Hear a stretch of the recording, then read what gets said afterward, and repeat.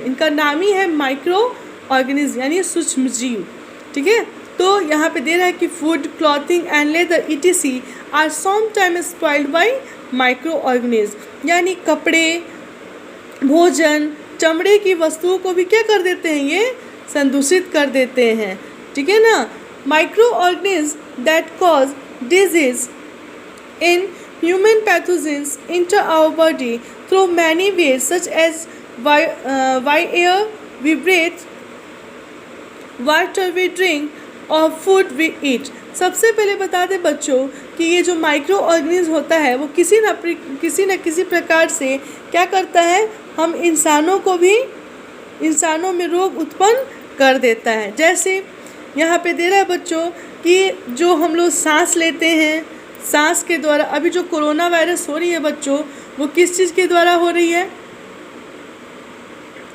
तो वो हो रही है एक इंसान से दूसरे इंसान में, या तो वो इंसान छींक देता है, ठीक है, तो उसके द्वारा हो जाती है, या जो इंसान थूक देता है उसके द्वारा हो जा रही है, या सांस लेने से भी क्या हो रही है, ये बीमारी हो जा रही है। उसके बाद से पेयजल, पानी में भी माइक्रो ऑर्गेनिज्म होते हैं।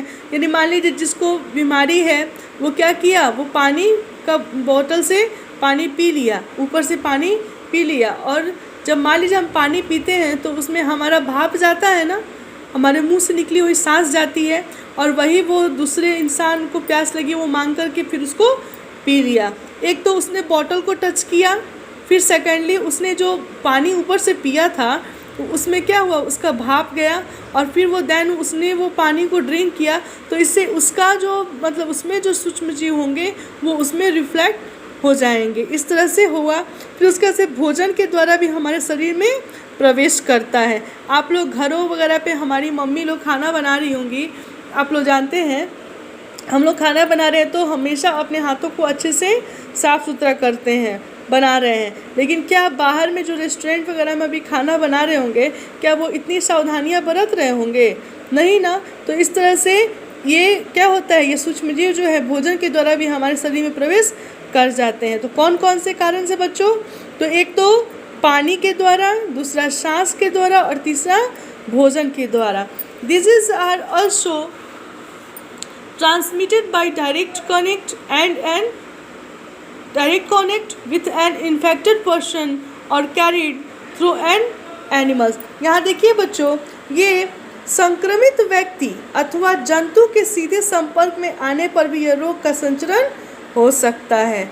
ठीक है ना। जैसे मान लीजिए हमको पता नहीं है कि उस इंसान को हुआ है, और उस इंसान को भी पता नहीं है कि हाँ उसको ये बीमारी हो गई है, और लोग उसके संपर्क में आ जाते हैं, तो उसको तो हुआ ही हुआ, और साथ ही साथ जो इंसान उससे मिलता है वो भी इफेक्टेड हो जाता है।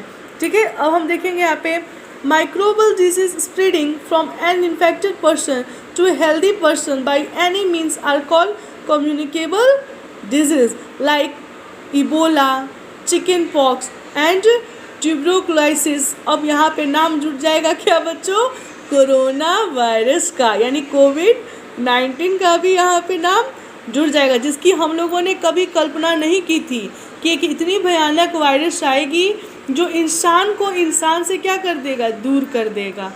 ठीक है।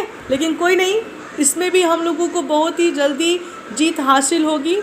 ठीक है। जैसे हम लोगों ने इबोला, चिकन पॉक्स, ट्यूबरकुलोसिस वगैरह पे हम लोगों ने फतेह हासिल की है, उस तरह से हम लोग कोविड-19 पे भी फतेह हासिल कर लेंगे। तो मैं बता दूं इसके बारे में, माइक्रो